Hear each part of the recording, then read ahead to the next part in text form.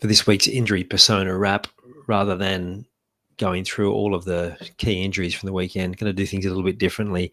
Going to dig into one of the specific personas and talk about poor old Tommy Trbojevic and what might be going on for him and this pattern that seems to continue endlessly. I'm Ian Hawkins, and this is Sport is Life. The purpose of sport, as I see it, is to see your vision become a reality. Find your voice, create strong connections, and learn to trust your body.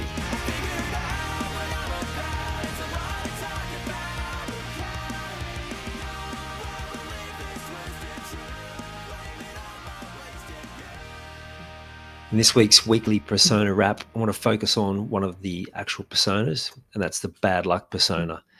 Poor old Tommy Trbojevic, injured again. He got injured apparently in the captain's run the day before the game. He was clearly not 100% with his knee strapped, and then with 15 minutes to go in the first half, he does his other knee, and it was clear that he just couldn't fully stride out. Never made it past halftime. Basically hobbled around for 15 minutes and then didn't come back after the break. Now, again, I'm just hypothesizing based on the fact that I don't know the full details. This is what I'd be thinking about, what's going on for poor old Tommy. When there is a reoccurrence of a situation, it becomes part of your identity. And again, I'll preface this by saying this is not saying that he's deliberately sabotaging himself, but at a subconscious level, it has become part of his identity that he's the player that gets injured, that he's got so much potential, that he keeps getting injured. And it's heartbreaking to watch. I can only imagine what is going on in his head. It must be so frustrating. Like, you can see it written all over his face, and there are times he just looks so downcast, and yet he seems to be such a positive guy, right?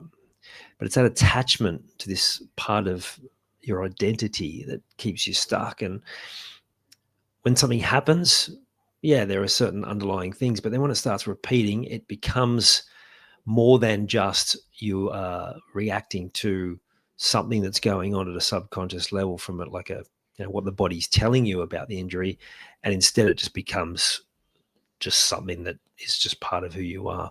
There's people that seem to be sick all the time. They seem to be repeating those patterns of illness. There's a whole lot of other different areas that I could go into. Like, sometimes it's a subconscious attention-seeking thing. That was definitely a pattern that I was running for many years. It came from a moment when always wanting my dad to come to my sport. I'm one of 5, so the reality was that it was never going to happen a great deal, and it had to be spread pretty thin between my mum and dad, and they did a pretty good job of that, given, trying to, I don't know how they got us all around, to be honest. I remember getting lifts occasionally, but most of the time they were taking me.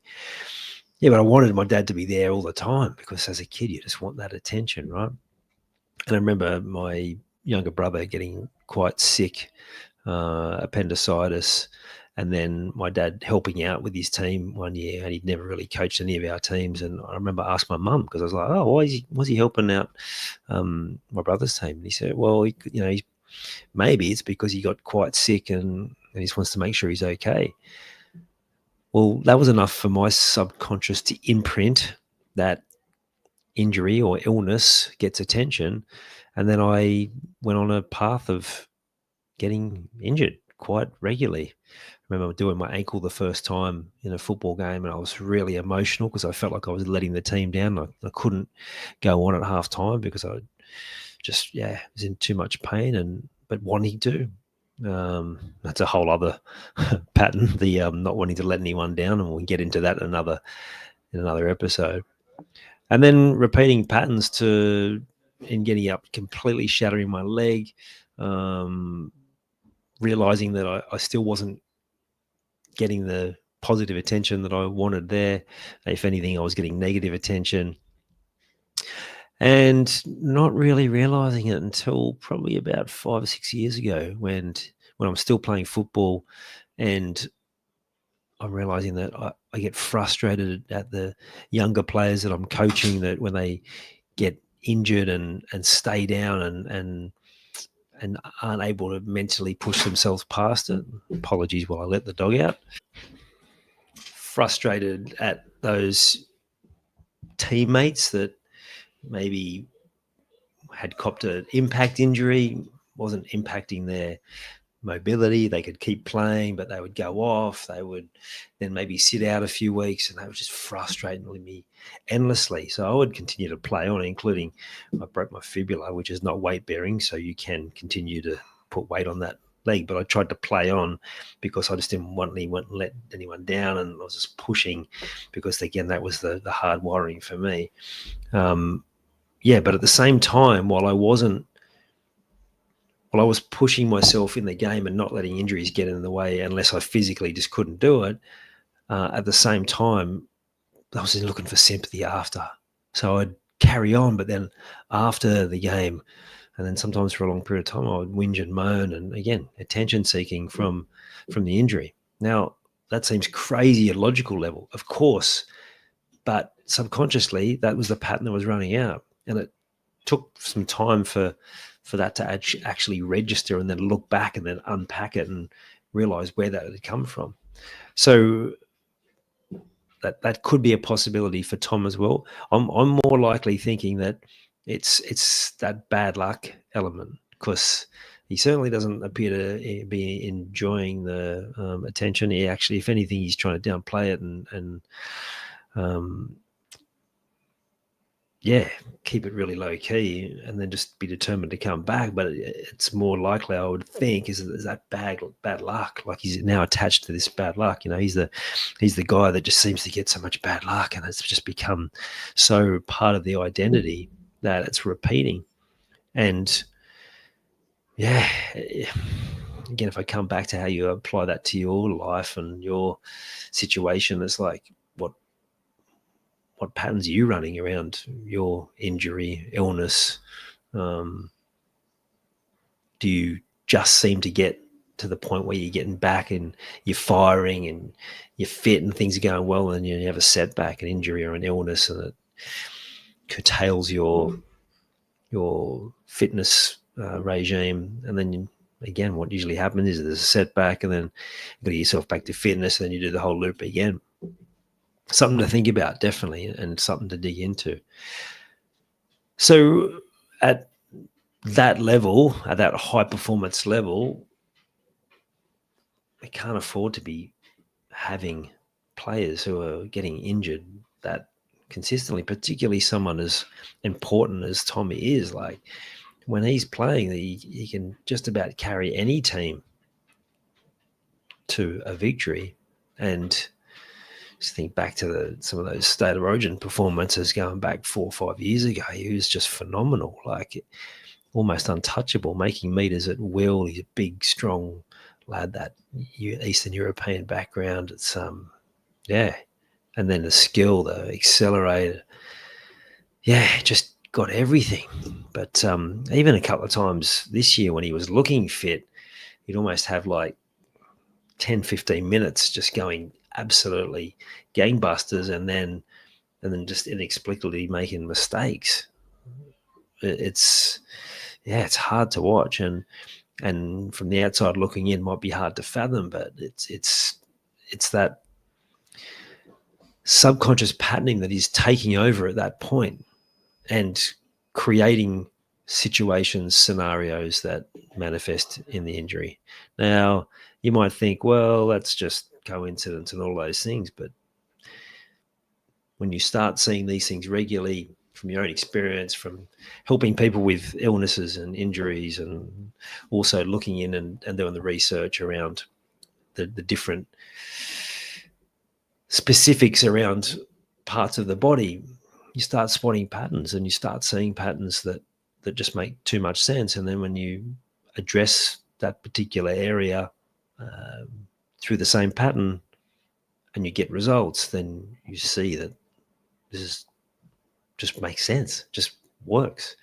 The example I usually use around the specific body parts, around the shoulders, like how many people are just carrying the weight of the world on their shoulders and they do shoulder injuries. It's a bit of a family thing with me and my brothers. We've had different shoulder struggles. My dad used to have similar sort of thing, just like that glass shoulder when we're trying to throw. So again, it comes in generational patterns as well. These things repeat until someone breaks the cycle. So for Tommy, that's what I'd be recommending. He doesn't need more.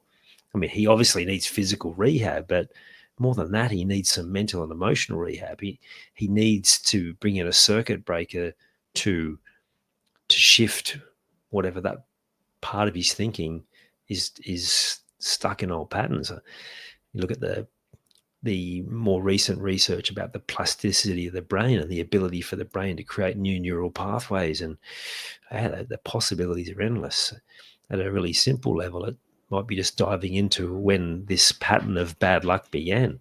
Quite possibly it began from quite a young age. I don't know about his history and his youth. I don't remember hearing that he got injured a lot when he was younger. So maybe it's actually something more recent. Maybe it's an event that's got nothing to do with his football. Maybe it's something that happened to someone close to him. If it's around legs, it's often about moving forward. It's often about stability. It's often about being able to stand up for yourself. Lots of different things. Maybe he's had some other challenges there.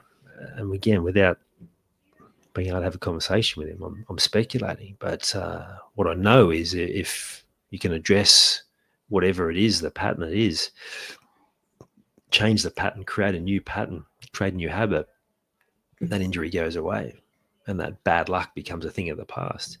Can't change the history, but you can change your logical reaction. You can also change that subconscious reaction, create all new outcomes, and put him on the path to where I'm sure he really wants to go. I can't for a minute imagine that he doesn't want to have all that success, but there might be part of that as well. Maybe he's a bit over it, but he keeps going as a responsibility. Again, can't imagine that being the case, but you just never know. You just never know. I look at the amount of people that play different sport, and it turns out that they don't actually enjoy it, they don't actually like it, but they just happen to be good at it. And yeah, that's a whole other thing as well.